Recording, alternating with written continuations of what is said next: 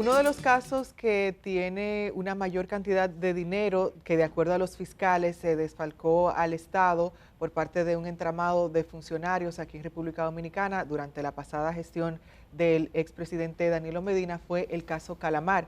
Y en estos momentos incluso vemos cómo ese proceso sigue en los tribunales con diferentes audiencias y señalamientos de parte de la defensa, de los abogados del Estado y de los fiscales. Como yo adelantaba antes de la pausa, tenemos al señor Andrés Guerrero, ex contralor del Banco de Reservas, cuyo nombre aparece en esa solicitud de medida de coerción que realizara el Ministerio Público, la PEPCA, a propósito de todo lo que envuelve este caso. Agradecemos sobre todo la disponibilidad del señor Andrés Guerrero de venir aquí a este programa a conversar con nosotros en torno a este caso, el caso Calamar. Muchas gracias, señor Andrés. El caso de desfalco más grande de la historia, 19.000 se habla, pero que pudo haber llegado a 41.000, porque que sacaron dinero en lo último. Don Andrés. Primeramente, buenos días. Buen Muchísimas día. gracias, Indira. Muchísimas gracias, Germán, por haberme invitado a su programa. Vamos a rogarle al Señor la pronta recuperación de Edith Feble, que está quejada de salud. Antes de que ustedes vengan con la pregunta, que sé que deben tener bastante preguntas, debo poner una puntualización de lo que es el Banco de Reservas. Y del papel del Contralor. ¿Qué hace el Contralor? Mira, primeramente, el Banco de Reservas, como ustedes saben, es una entidad de intermediación financiera pública que el único dueño es el Estado Dominicano. Este banco, al igual que todos los bancos del sistema, se rige por todo el ordenamiento jurídico que rige sectorialmente el sistema financiero. ¿Qué quiere decir esto? Que le son aplicables la ley monetaria y financiera, el código 18302, los reglamentos de aplicación de esa ley, las circulares que emite la Junta Monetaria, las circulares de la Superintendencia de Banco y todas las leyes adjetivas que le son aplicables al sistema financiero.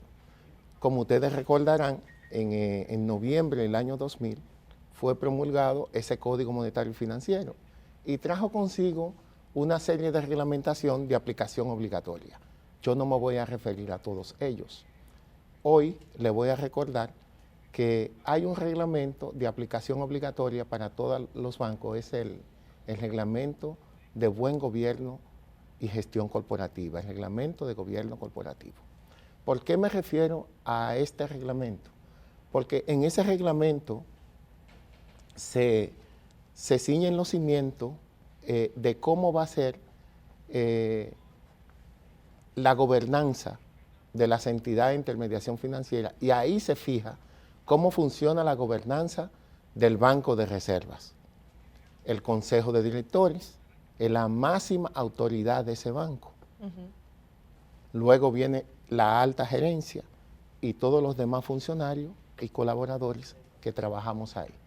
He trabajado ahí más de la mitad de mi vida y tengo que decirle que sobre el Consejo de Directores recaía la responsabilidad de aprobar toda la política, proceso, procedimiento que rige el quehacer del banco. En el banco tenemos escrito hasta cómo darle una taza de café a un cliente. Quería puntualizarlo antes de que comenzáramos, ¿verdad? Por ciertas dudas que siento que tiene la ciudadanía y algunos comentaristas que se han referido al funcionamiento del banco. Aprovechemos y hagamos entrar a Kenia para que le brinde un cafecito a esta hora de la mañana. Muchísimas gracias. Hay algo que menciona el señor Andrés Guerrero, él se refiere al Banco de Reservas, que es el Banco del Estado, y es importante señalar el rol que tuvo este banco, de acuerdo a lo que indican los fiscales, con todo el tema del trasiego de dinero entre una institución y otra y demás. Ahora bien, es relevante que sepamos que es un tema bastante delicado porque hablamos justamente del Banco del Estado, con todo lo que ello conlleva, con la confianza que pueda tener la gente o no. Quisiera, señor Andrés, que aclaremos a las personas que ven esta entrevista, porque usted al principio en la solicitud de coerción que realizaba el Ministerio Público le señalan como imputado junto con demás funcionarios, e incluso el Ministerio Público indica, por ejemplo, que en esa solicitud de medida de coerción dice: Andrés Guerrero violentó todas las reglamentaciones y su condición de sujeto obligado para utilizar el Banco de Reservas como una especie de dispensador de efectivo de la estructura. Como un cajero automático. Como una especie de cajero automático con dinero entregado en las oficinas de Ramón Emilio Jiménez Coli, Mimilo, utilizando el transporte de millones de pesos con recursos del Banco de Reservas. Quisiera que usted nos dijera en estos momentos cuál es el señalamiento que hace el Ministerio Público y cómo usted está en esta fase de investigación, cómo lo presenta el Ministerio Público. Muy buena pregunta, Indira. Fíjate, si cuando salió el documento de medida de coerción, todo el mundo pensaba que yo estaba imputado. Muchos comentarios, inclusive aquí en el programa ustedes lo decían, pero él figura como imputado. ¿Qué sucede? El órgano persecutor ha hecho una labor investigativa muy buena. Y en ese año de investigación, en donde fueron sometidos a interrogatorio más de 13 personas del Banco de Reservas, ellos llegaron a la conclusión de que la participación del Banco de Reservas no fue más que la participación que tuvo todo el sistema financiero. Y que ahora, actualmente, en la acusación, como ustedes podrán entender, si la leyeron, pues ninguno de los empleados del banco figuran como acusados, porque ese trabajo, y gracias por el trato privilegiado que nos dieron allá en la Fiscalía, la fiscal Jenny Berenice y todas las personas que trabajan con él, de una manera muy profesional, pues nos atendieron en los interrogatorios y siempre estuvimos cónsones con explicarle cuál era el funcionamiento y la participación de la entidad del Banco de Reserva en todo este proceso. ¿Usted pasaría a ser, disculpa Germán, un testigo? Como una especie de testigo a cargo. Ellos tienen el interrogatorio que le hicieron a todos los empleados del banco, incluyendo el mío, y lo figuran. Como vamos a ser posible testigo en el caso de que ellos nos llamen, pues tenemos que ir a decir cuál fue la participación de cada uno y qué fue lo que hizo el banco y cómo lo hizo. Que más adelante yo le voy a explicar, por eso me refería a la política, a los procesos y qué hace la entidad. Yo quiero que vayamos despejando dudas. Sí. Andrés Guerrero no tiene ningún vínculo familiar con Donald Guerrero, porque hay en el expediente un hijo de él, pero el apellido. Fíjate, ¿coincidencia? Cuando leí que uno de los medios publicó que Andrés Guerrero, hijo de Donald Guerrero, estaba siendo imputado. Sí, yo le contesté al medio, mira, no soy hijo de Donald Guerrero. Inclusive fui y le pregunté a mi madre de una manera jocosa, no me diga que usted tuvo una relación con Donald, porque Donald apenas me lleva un par de años, ¿verdad? Me lleva un par de años, no hay vínculo familiar. No tenemos ningún tipo de vínculos familiares, laborales, porque él fue el presidente del banco, del consejo del banco. En tanto y cuanto ministro de Hacienda. Ex oficio, cuando estaba como ministro de Hacienda, y yo tenía que entrar al consejo a presentar los estados financieros del banco. ¿Cuál es el papel del Contralor del Banco de Reservas? Excelente pregunta, Germán. Mira, yo pienso que la gente tuvo una confusión en el nombre, en el título, y qué bueno que en la nueva legislación que va a regir el banco, quitaron el nombre de Contralor, porque el Contralor en el Banco de Reserva, por la ley orgánica que lo creó, fungía como el dueño del sistema financiero del banco. El Contralor del Banco de Reserva es exclusivamente la persona que lleva la contabilidad, que hace los estados financieros, que prepara los estados financieros consolidados. Le sirve como asesor al consejo y a la administración, pero sobre todo tiene una función muy importante, que es el que le da seguimiento a la aplicación y cumplimiento de todas las resoluciones y normas que emanan de la Junta Monetaria y de la Superintendencia de Banco, y le da seguimiento a la ejecutoria de las resoluciones y decisiones que toma el propio Consejo del Banco de Reservas. Hay algo que refieren, señor Andrés, en la solicitud de medida de coerción, y también que se refieren los fiscales cuando se dirigen en las audiencias y demás, y era sobre ese movimiento de dinero. Ellos son muy enfáticos en el movimiento de millones de pesos para fines incluso políticos, para apoyar la campaña de Gonzalo Castillo, de Danilo y demás. Y algo que refieren es el rol que jugó, de acuerdo a los fiscales, esta entidad financiera con movimiento incluso en camiones de millones y millones de pesos. ¿Qué información usted tiene al respecto y cómo se pasó de usted ser señalado por apoyar eso a que el Ministerio Público, de acuerdo a lo que usted indica, le descargara? Mira, eso es largo. Ese es un proceso largo. Yo escuchaba, y podemos comenzar con la afiliación de un cliente. Cuando un cliente se presenta al banco de reserva o a cualquier banco del sistema, para darle apertura a una cuenta, puede ser una persona física o una persona jurídica, se le pide una serie de documentaciones que recuerdo que Edith refería que un asistente de ella quería abrir una cuenta y le pidieron hasta el acta de nacimiento de la prima enemiga vecina que tenía. De todo piden. En ese momento, cuando el cliente se acerca al banco, se le piden todas esas documentaciones. Se le pide todo, ¿por qué? Porque tienen que hacerle un conozca a su cliente, una debida diligencia. El conozca a su cliente la hace la primera línea de defensa. Tengo que decirle que en el Banco de Reserva adoptamos el modelo de riesgo operacional de 3 líneas de defensa. La primera, que es el que le da el frente al cliente, una segunda línea de defensa que está compuesta por un departamento de cumplimiento y otras organizaciones de control filtro, y una tercera línea de defensa que es auditoría interna, auditoría externa y así sucesivamente. ¿Qué sucede? Cuando el cliente le piden esa serie de documentación, que es donde se pone como difícil, búscame esto, búscame esto, búscame esto, ¿qué es lo que tú vas a depositar? Se crea automáticamente el perfil de riesgo del cliente. ¿Qué es el perfil de riesgo del cliente?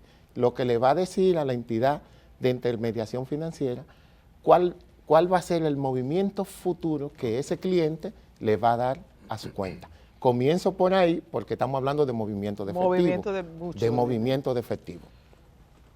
Una vez son superados esos requerimientos, que son controles previos antes de abrirle la cuenta, se le da apertura a la cuenta y comienza el cliente a transaccionar normalmente. Siempre que el cliente se mantiene dentro de los umbrales de los montos, la fecha que está depositando, no hay ningún llamado de atención.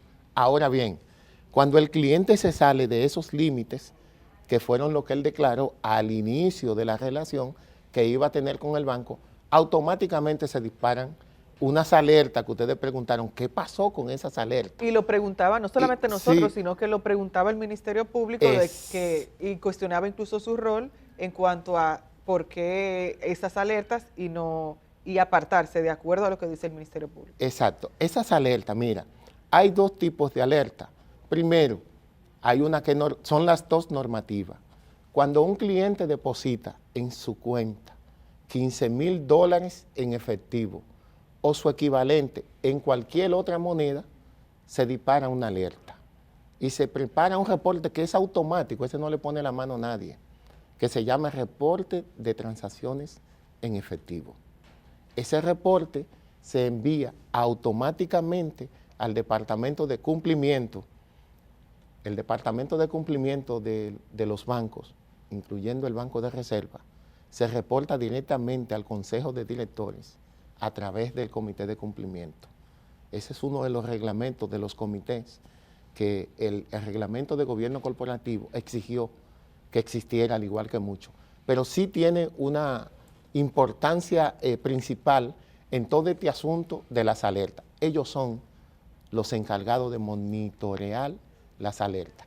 Cuando se hace ese depósito mayor de $15,000, 15 o mayor, pues le llega la alerta como 800,000 pesos, al Departamento de Cumplimiento. El Departamento de Cumplimiento mensualmente tiene que enviar a la UAF ese reporte de todo el que depositó $15,000 o su equivalente durante ese mes. ¿Y si lo retira también?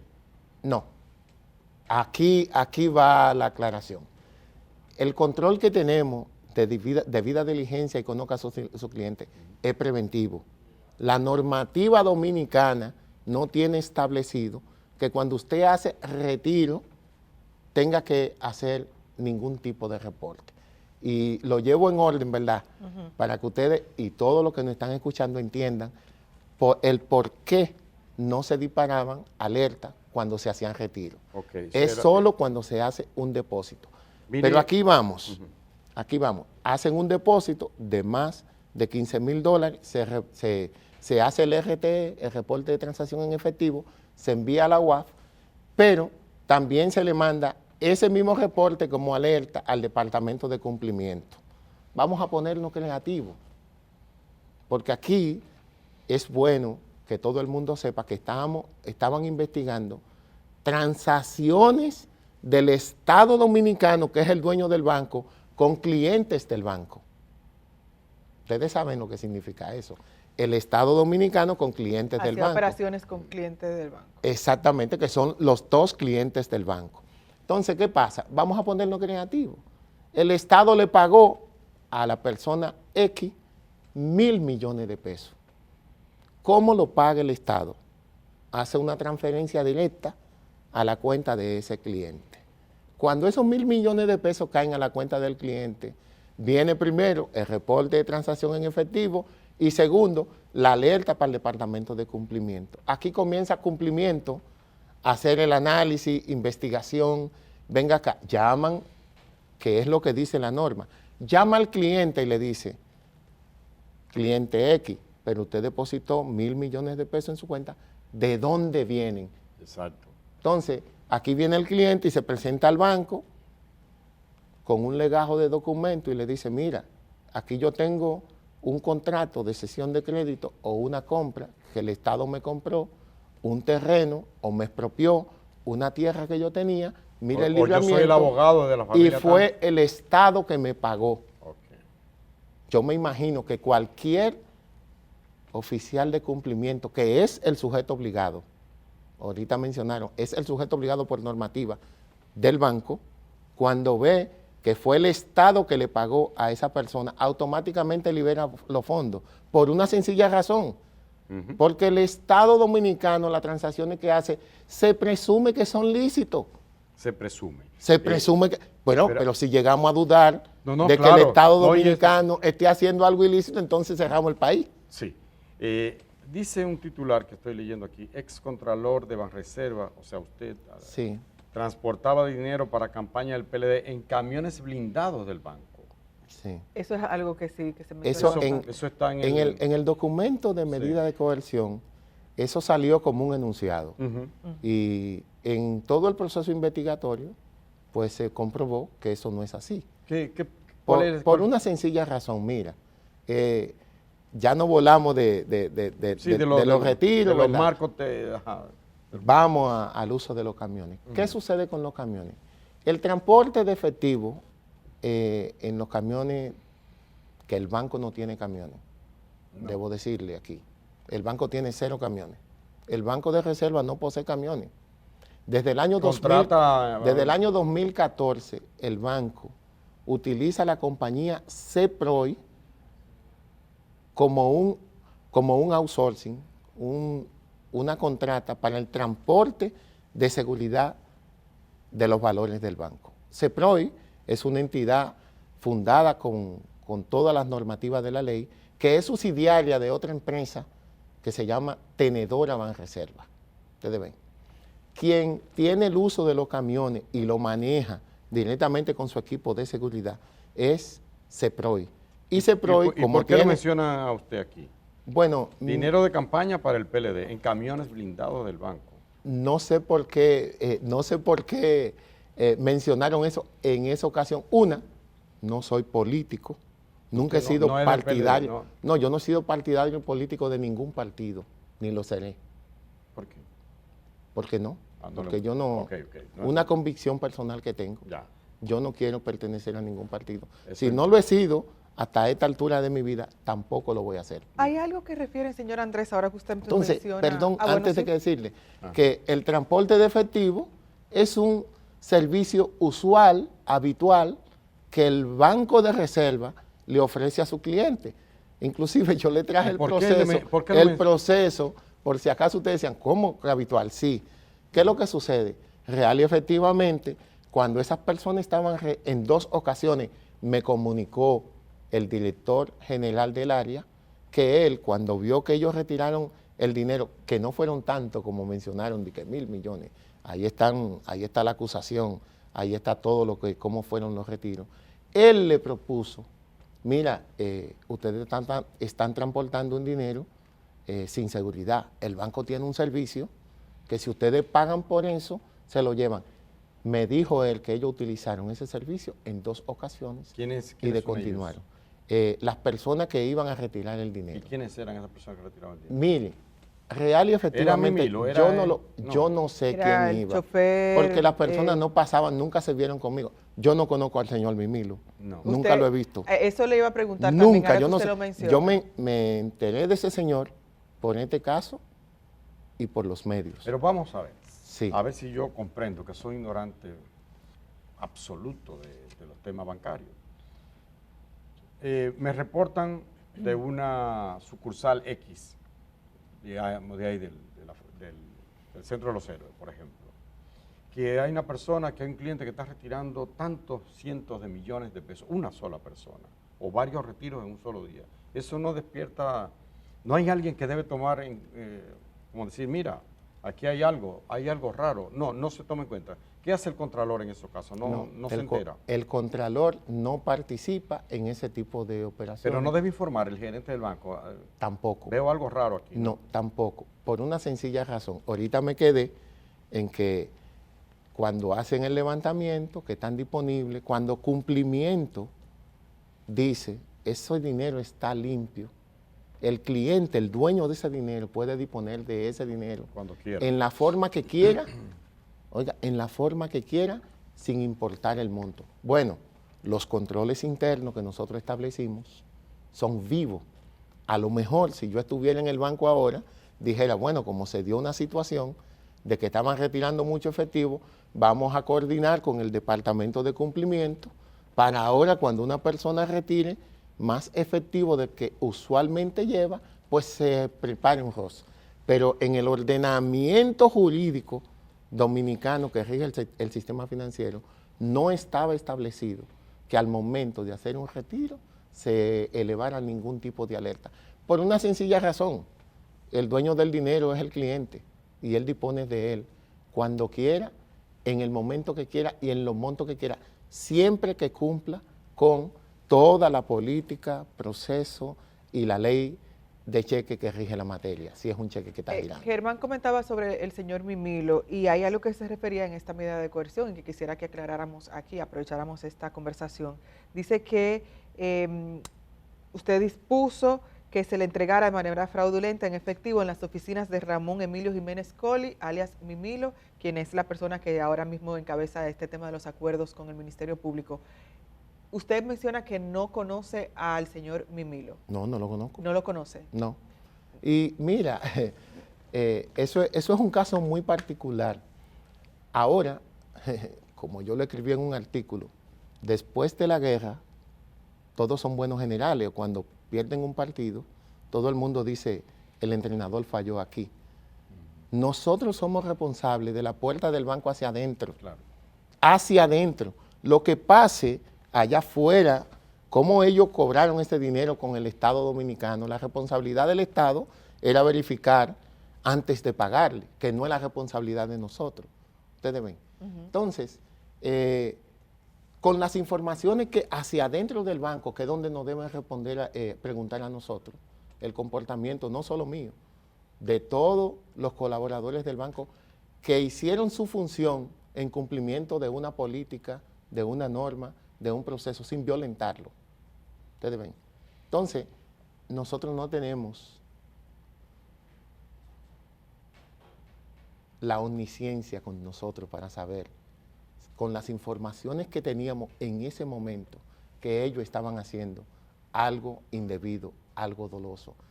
Y quiero decirle que en la forma que actuó el Banco de Reserva, los colaboradores del Banco de Reserva, actuaron en el sistema financiero completo. Si ustedes se leen... Se retiraba no en cheque, sino en efectivo. ¿Perdón? ¿Cómo hacían los retiros? Porque cheque, se habla incluso giros, de saco y o en efectivo. de funda de dinero llena de cuartos. Tal como dice la acusación, hacían cheque y hacían retiro de ahorro. Una cosa que preguntaban, ¿por qué exclusivamente en el centro de acopio? Ajá. ¿Por qué? Mira, ustedes han comprado alguna vez, han hecho una casa y han comprado losa, sí, la loseta. ¿Dónde ustedes la compran? En una oficina y se le entregan en el almacén. Ajá. Los bancos, en el banco de reservas, el dinero es una mercancía muy preciada y para poder administrarla de la forma más eficiente se hace un centro de acopio. El centro de acopio que está ubicado en la Jiménez Moya y hay otro en Santiago.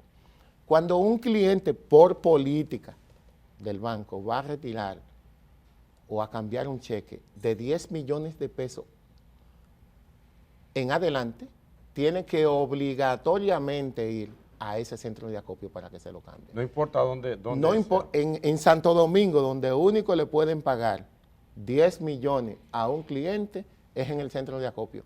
Eso es lo que dice la política, o por lo menos la política que estaba en vigencia hasta el 2020, cuando yo estaba. Si la cambiaron ahora, eso cambia. Hay otro nombre que se refiere en esta solicitud de medida de coerción y me refiero a esto porque era cuando usted aparecía como imputado. Está el señor Bolívar Ventura, un constructor que denunció de una serie de aportes, entre comillas, que él tenía que facilitar para que le facilitaran temas de construcción y ubicaciones. Y algo que refiere aquí es que usted, que era el contralor del Banco de Reservas, le envió un mensaje al señor Bolívar Ventura para coordinar el canje de cheques y entrega de dinero en esa sucursal de la Jiménez Moya. Y que era, y lo traigo a colación porque usted mencionaba que no pertenece a partido, no se identifica con un partido político ni ningún tipo de organización del estilo, que usted se refería sin mayor cuidado a que ese dinero era para los imputados Donald Guerrero Ortiz, José Ramón Peralta y Gonzalo Castillo. Acláreme. Comenzamos por lo último. No sé de dónde sacaron la frase que yo me refería así, nunca lo he hecho, porque cuando esas personas se presentaban al centro de acopio a hacer el cambio de cheque, yo nunca estuve presente.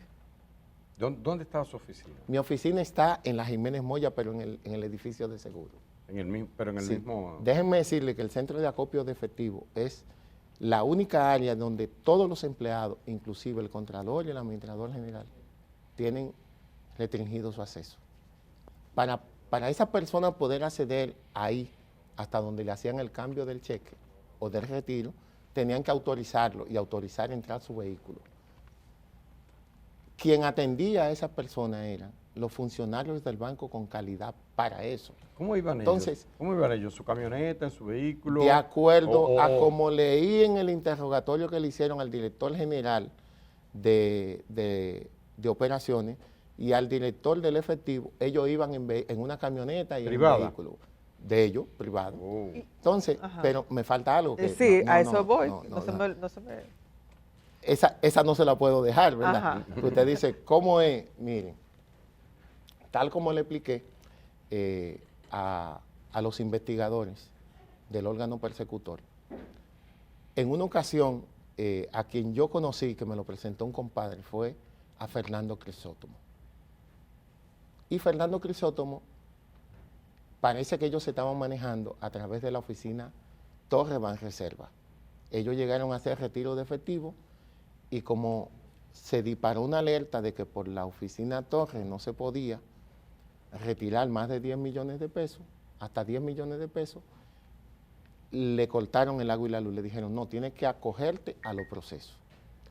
Él buscó a mi compadre y le dice, mira, he oído que tu compadre es el contralor del banco, y él me lo presentó. Y me dice, mira, yo tengo que hacer unos retiros, que yo soy constructor del Estado, tengo que pagar en efectivo. Yo le digo, oh, mira, hay una política establecida, yo te puedo mandar a donde el director general del área para que él te dé el servicio. simplemente para que le dé el servicio cumpliendo con toda la política. Y fui yo que se lo envié al director general del área diciéndole, esas personas tienen necesidad de hacer transacciones, ellos son clientes del banco, verifica bien y dale la atención. Por eso es que ellos ahora en la acusación dicen, no, era directamente donde el director general de operaciones y donde el director del efectivo que esa gente iban a hacer su retiro. Y lo hacían de la manera correcta, cumpliendo con la política. Ahora bien. ¿Con qué frecuencia hacían eso? Esos retiros, digamos que voluminosos, porque 10 millones, yo no sé. No, mire, yo le puedo decir, nosotros manejamos mucho dinero. Sí, pero... Si usted busca cuál es el total de activos del Banco de Reserva, no cabe. Sí, pero si una persona se retira 10 millones ahora, 10 millones ahorita, el mismo día o en la misma semana, me imagino yo que llama la atención de alguien. Mira, puede que le llame la atención a la persona que lo está pagando solo porque él tiene que coordinar, por si no tiene el efectivo, pedirlo al Banco Central. Nada más. Eso es todo. Porque en la política que tenemos no está establecido que se dispare ninguna alerta cuando un cliente está haciendo retiro de efectivo. Sí, ya y el señor Bolívar Ventura, mire, que lo menciona. El señor Bolívar Ventura, él trabajaba de la mano con el señor Crisóstomo. Tal como yo le dije al órgano persecutor, me extrañé muchísimo que digan, usted coordinaba con ese señor. Resulta y viene a ser que en todo este proceso yo vi que la esposa del señor Ventura trabajaba con nosotros en el banco. Del señor Bolívar Ventura. De Bolívar Ventura, gerente regional del Banco de Reserva. Ella era gerente regional. Sí. Entonces, yo le voy a hacer una pregunta a ustedes. Si usted tiene a su esposa trabajando en el banco, ¿para qué usted tiene que buscar a otra persona para que lo ayude? ¿Y usted se dio cuenta, una vez se acerca a usted del Ministerio Público, cómo se dio cuenta de que ella trabajaba en el banco? Porque en el interrogatorio que le hicieron a ese señor, él mencionó el nombre y dijo que trabajaba allá. Y yo sí conozco a su esposa. Okay. Y en el caso pero a ese señor nunca lo he visto, a Bolívar. Ni le envió mensajes como decía originalmente el Ministerio Público, que usted le enviaba mensaje directo. Él sí me envió un mensaje para cambiar un cheque. ¿Por qué? Porque yo le dije, cuando se va a cambiar un cheque, usted tiene que anticiparlo un día antes para que el área de manejo de efectivo haga todos los aprestos para cuando llegue ese retiro tengan las denominaciones que ustedes van a querer. Ustedes ven. Para facilitar un tema logístico. Un tema logístico. Okay, y yo se lo envié automáticamente al director general de operaciones, que fue que le dio la asistencia. ¿Su vínculo con Donald Guerrero? Ningún vínculo. O sea, Donald Guerrero jerárquicamente era jefe suyo. No. Estaba el del Banco Reserva, el administrador, Lizardo. Simón Lizardo. Pero por encima de Lizardo estaba... el Consejo de Directores. Y por encima de eso no estaba... No. Él es miembro ex oficio por ser el ministro de Hacienda del Consejo. No es que ¿Nunca le llamó? No, señor. ¿No tiene usted ningún vínculo con Donald Guerrero? No, señor. ¿Ni con José Ramón Peralta? No, señor. Bueno. ¿Y el señor Simón Lizardo? ¿Cómo era ese vínculo? Vamos a ver. Porque también aquí referían... Mira, si ustedes recuerdan cuando salió la medida de coerción, lo que decía la medida de coerción es que hubo una reunión, yo no sé si hubo, porque a mí no me interesa lo que pasa fuera de la puerta donde yo trabajo, y que habían delegado en Simón Lizardo, y que Simón Lizardo había delegado en Andrés Guerrero, es lo que decía, porque la leí muy bien, la medida y la acusación. A quien a su vez, Simón Lizardo, administrador del Banco de Reservas, a quien a su vez delegó la asistencia en el Contralor del Banco de Reservas, lo que fue el inicio de la operación de lavado más grande cometida en el menor tiempo hasta hoy en detrimento del Estado Yo mexicano. le voy a preguntar a ustedes, ¿qué es delegar una función? Usted delega algo para lo que usted tiene calidad y autoridad para hacerlo, ¿verdad que sí? Pero resulta y viene a ser que por política del banco, el señor Simón Lizardo no tenía calidad para pagar ni medio peso, al igual que yo. Entonces él no puede delegar en mí que yo haga algo que él no tiene calidad para hacerlo tampoco, porque por política el Consejo aprobó quiénes eran los funcionarios que estaban calificados para pagar, autorizar pago de cheque y para pagar retiro de ahorro. ¿Y esos eran usted? No, ¿Quiénes yo eran? no. El Contralor del Banco de Reserva no tenía calidad para pagar ni medio peso Cuando me llamaron y me dijeron, usted autorizó 8.000 millones de pesos de forma incorrecta, yo le dije, mire, usted va al centro de acopio de efectivo y si encuentra un cheque o un retiro de 1 centavo, usted viene a hablar conmigo, porque yo nunca he autorizado en la calidad de contralor, porque no tenía calidad para hacer eso, ni tenía calidad para autorizar uso de camiones. Eso lo coordinaba CEPROI con la unidad ejecutora del efectivo. El contralor no tenía que intervenir en ese proceso. Bueno, agradecemos la disponibilidad del señor Andrés Guerrero, que se acercara aquí a este programa El Día para conversar con nosotros sobre el caso Calamarzu, lo que indicaba en un inicio el Ministerio Público y lo que de acuerdo a él pues fueron las conclusiones a las que llegó con los fiscales. Y que está solo como testigo. Como testigo a cargo. Este proceso continúa y por supuesto que aquí en el programa El Día daremos seguimiento a este y otros casos de corrupción administrativa. Vamos a una pausa y regresamos en breve. No, siempre en disposición, siempre que ustedes necesiten, estar en disposición de venir aquí a colaborar y conversar con ustedes. Gracias. Gracias. Sí. Vamos a una pausa y regresamos en breve.